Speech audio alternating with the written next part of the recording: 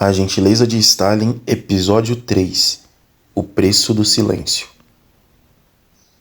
Existe um momento numa história em que os mecanismos param de ser abstratos, em que a teoria encontra a carne, em que o silêncio, que parecia prudente, revela o que custou.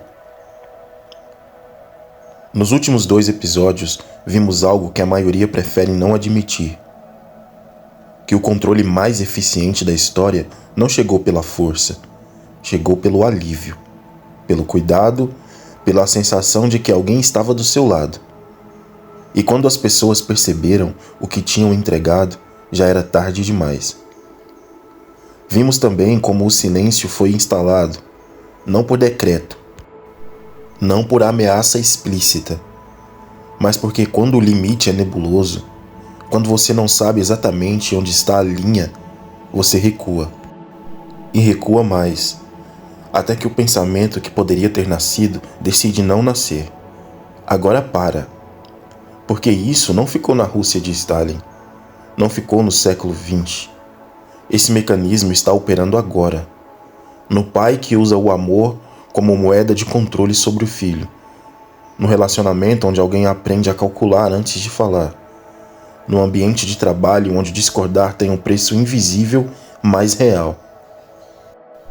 Em qualquer lugar onde uma pessoa usa o cuidado como instrumento e o silêncio como resultado. Enquanto houver seres humanos, haverá sistemas. E sistemas sempre encontram o mesmo método. Nos 2 primeiros episódios vimos como o método entra. Hoje vamos ver o que ele produz, não em conceitos, em nomes, em corpos, em famílias que desapareceram numa madrugada sem julgamento, sem aviso, sem despedida. Entre 1936 e 1938, Stalin conduziu o que a história chama de Grande Terror. Em 2 anos, aproximadamente 750 mil pessoas foram executadas. Não em batalhas, não em guerras. Executadas pelo próprio Estado soviético, por ordem assinada, por burocracia. Mais de 1,5 milhão foram enviadas para o Gulag, os campos de trabalho forçado espalhados pela Sibéria, onde a temperatura chegava a 50 graus negativos e a expectativa de vida se media em meses. 750 mil execuções em 2 anos. Isso é mais de 1.000 pessoas por dia. Deixe esse número existir um momento. Mais de 1.000 pessoas por dia, cada uma com nome, com família, com uma última refeição que não sabia que seria a última. O processo era simples. Uma denúncia, anônima ou não, era suficiente para abrir um inquérito. O inquérito quase sempre resultava em prisão. A prisão quase sempre resultava em confissão. As confissões eram extraídas por tortura, privação de sono, espancamento, ameaças contra familiares. Os interrogadores do NKVD eram instruídos a fazer o prisioneiro assinar não apenas a própria confissão, mas os nomes de outros supostos conspiradores. Cada preso produzia novos presos. Cada confissão gerava novas denúncias. O sistema se alimentava de si mesmo. E os interrogadores tinham cotas. Cotas de prisões, cotas de execuções. Se não cumprissem, corriam risco de se tornar o próximo nome da lista.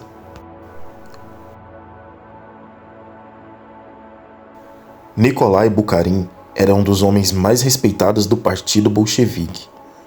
Lenin o chamava de o favorito de todo o partido, economista brilhante, teórico marxista, editor do jornal oficial do Estado Soviético.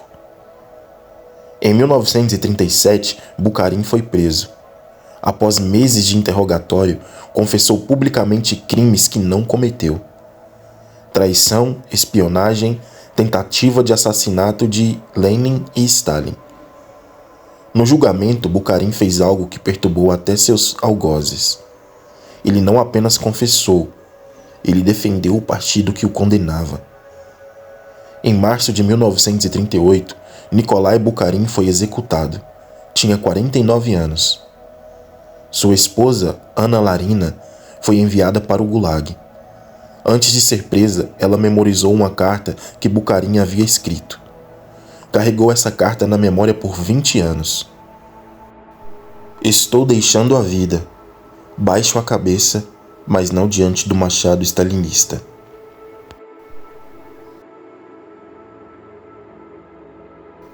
Em 1932, numa aldeia nos Urais, um menino de 13 anos chamado Pavlik Morozov denunciou o próprio pai às autoridades soviéticas. O pai foi preso e executado. Semanas depois, Pavlik foi assassinado por membros da própria família. O Estado soviético transformou Pavlik Morozov em um herói nacional. Estátuas foram erguidas, livros didáticos foram escritos, músicas foram compostas. Toda uma geração de crianças soviéticas cresceu aprendendo que Pavlik era o modelo de cidadão perfeito, que a lealdade ao Estado era superior à lealdade à família. O regime não precisou forçar a delação, ele a transformou em virtude. Pessoas que acreditavam estar fazendo a coisa certa. Essa é a gentileza de Stalin em seu nível mais devastador. Ele não criou monstros, criou cidadãos que se sentiam virtuosos enquanto destruíam uns aos outros. Para quem não foi preso, a vida continuava. Havia trabalho, havia escola, havia jantares em família. Havia filmes nos cinemas, havia desfiles com bandeiras e músicas. E havia o som das batidas na porta à noite. Todo cidadão soviético sabia o que significava ouvir uma batida entre meia-noite e 4 da manhã. Era o NKVD. As pessoas aprenderam a não olhar, a não ouvir, a dormir ou fingir dormir, enquanto alguém desaparecia no corredor. Na manhã seguinte, o nome daquela pessoa deixava de ser pronunciado. Não havia luto público, havia silêncio. A escritora Lídia Tchukovskaya escreveu o que era visitar as prisões de Leningrado. Longas filas de mulheres, mães, esposas, filhas, esperando na neve para saber se o familiar ainda estava vivo. Na maioria das vezes, não recebiam resposta alguma.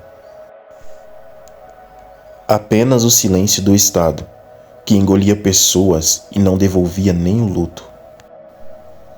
Mikhail Tukhachevsky, o mais brilhante general do Exército Vermelho, foi executado em 1937, acusado de espionagem para a Alemanha. A acusação era falsa. Com ele, Stalin eliminou 3 dos 5 marechais do exército, 13 dos 15 comandantes do exército, 50 dos 57 comandantes de corpo. Isaac Babel, um dos maiores escritores russos do século XX, foi preso em 1939. Seus manuscritos foram confiscados e destruídos, obras que o mundo nunca leu.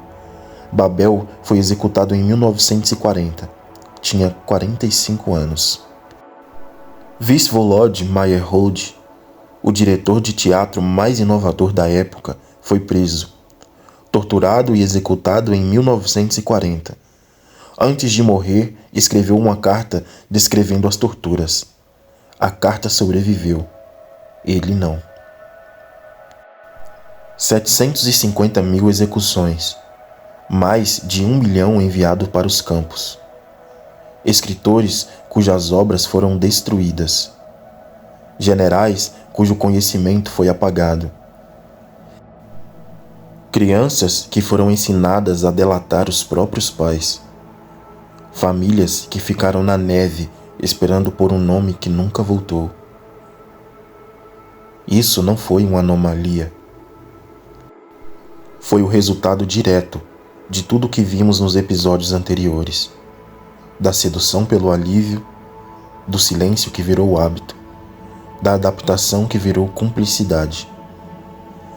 Cada concessão pequena que pareceu razoável no momento construiu o andaime de onde essas pessoas foram penduradas.